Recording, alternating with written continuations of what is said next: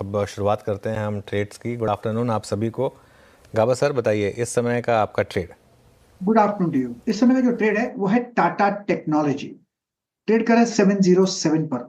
Top लगाना चाहिए 700 का, ₹7 का। I think near term target 730 के नजर आते हैं। टाटा टेक्नोलॉजी में एक अपमूव है और ब्रेकआउट भी मिला है। ओके, टाटा टेक बाय है 709 पे।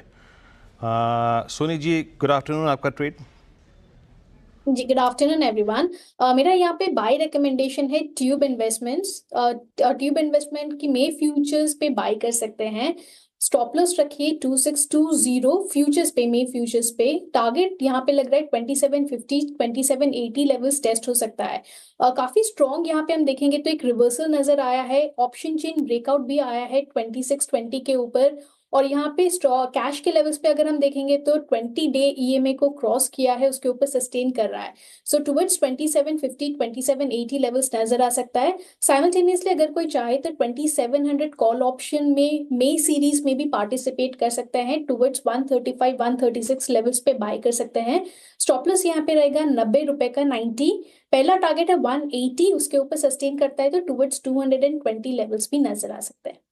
ट्यूब इन्वेस्टमेंट निचले स्तरों से अच्छी रिकवरी और डे हाई पर कर रहा है कारोबार। सोनी जी के पिक। मानस जी गुड आफ्टरनून, आप बताइए आप क्या पिक कर रहे हैं आज के सत्र के लिए। गुड आफ्टरनून श्रेया जी। तो देखिए, लॉरेंस लैब में खरीदारी करने की राय रहेगी। हाई टॉप हायर बॉटम्स पहले से बन रहे थे, लेकिन आज एक की रेजिस्टेंस 650 का ब्रीच हुआ है, तो मेरे ख्याल से यहाँ पर एक लॉन्ग साइड पे ट्रेड बनता है। 644 का स्टॉप लॉस लगा के लॉन्ग साइड पे ट्रेड ले सकते हैं लॉरेंस लैब में। ये कैश लेवल्स हैं और 675 675 के आपको टारगेट सेट करने हैं। अगर चाहे तो ऑप्शन ट्रेड ले सकते हैं। 650 का मे मंथ का कॉल ऑप्शन लिया जा सकता है। 41 रुपीज के आसपास ये ऑप्शन ट्रेड हो रहा है।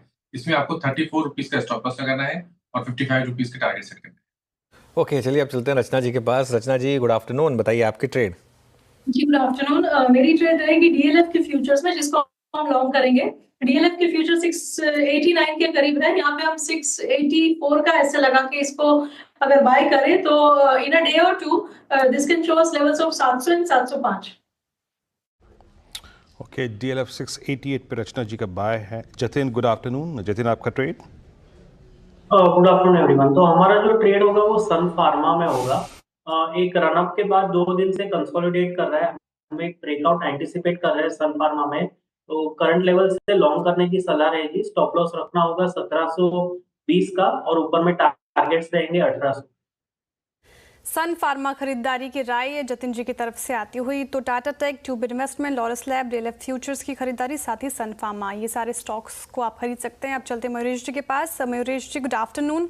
लगातार छठा सत्र जब बाजार में तेजी, ऐसे मूड माहौल में आपका investment idea. Afternoon, Shreya ji. Afternoon, Anuj ji, and afternoon to everyone on the panel. Afternoon, Viru ji as well. तो हमें लगता है आई थिंक भारतीय एक्सोकॉम, श्रेया जी, इस पे नजर बनानी चाहिए। आपके स्टॉक वॉच लिस्ट में रहना चाहिए। जैसे कि तीसरे तिमाही के नतीजे आए थे, जो ओवरऑल टॉप लाइन ग्रोथ रही है 2200 करोड़ के आसपास इन्होंने टॉप लाइन पेश की है। EBITDA margin have remained relatively strong and in fact जो मोबाइल रिलेटेड बिजनेस है as well as जो होम और ऑफिस एडिशंस इन्होंने किए हैं, which is almost 44,000 subscribers, one of the highest in the preceding few quarters. जो मोबाइल आरपीयू में हमने ग्रोथ देखी है, जो हम एक्सपेक्टेशन मान के चल रहे हैं in terms of mobile ARPU growth as well as mobile and home business enterprise solution connections as well, जहां पे अच्छी खासी ग्रोथ मेरे हिसाब से होनी चाहिए, क्योंकि large part of the capex as far as fibre optic laying is largely done with. और इसलिए आई थिंक ये सारी चीजें टॉप लाइन पे, कनेक्शंस का हिसाब आरपीयूज पे एंड कॉरस्पॉन्डिंगली मार्जिन से लेके पर्कुलेट होना बॉटम लाइन तक बिल्कुल मुमकिन हो सकता है। मुझे लगता है कि जो रेटिंग्स रैंकिंग्स आप मार्केट्स पर इंडिया में देखते हैं, जो इंस्टीट्यूशन होल्डिंग देखते हैं कैंसिल के हिसाब से, सारे पहलू शायद ये स्टॉक में है। कैश फ्लोज अच्छे हैं, फ्री कैश फ्लोज काफी तगड़े हैं और इसलिए हमें लगता है भारतीय एक्सोकॉम की नजरिया बॉक्सेस पे। भारतीय एक्सोकॉम ये होगा मयूरेश जी का पिक। सोनी जी ने पिक किया ट्यूब इन्वेस्टमेंट और आई थिंक फ्रेश ब्रेकआउट अब इसी स्टॉक में आ रहा है। काफ़ी ओवरसोल्ड स्टॉक है, ध्यान रखिएगा। अभी भी ये स्टॉक 200 वीक मूविंग एवरेज के भी नीचे है और एक एक कर सब सेक्टर्स में इम्प्रूवमेंट आ रही है।